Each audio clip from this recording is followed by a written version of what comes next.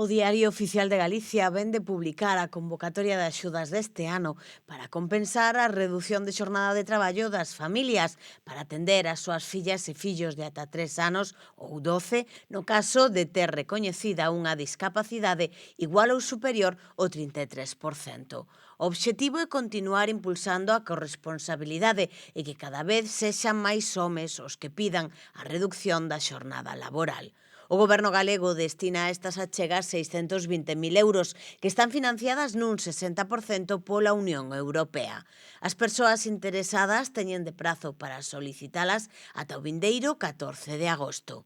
A finalidade desta orde de axudas é fomentar a corresponsabilidade entre mulleres e homes, apostando por conseguir un cambio de tendencia e avanzar cara a unha conciliación corresponsable. Con elas, búscase chegar a un maior equilibrio no reparto dos tempos das tarefas dos coidados e, deste xeito, favorecer a empregabilidade e a promoción profesional das mulleres.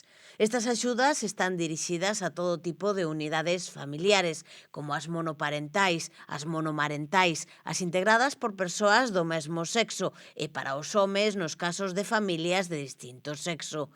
A súa contía oscila entre os 1.700 e os 3.700 euros en función da porcentaxe de redución de xornada de traballo e do número de menores a cargo.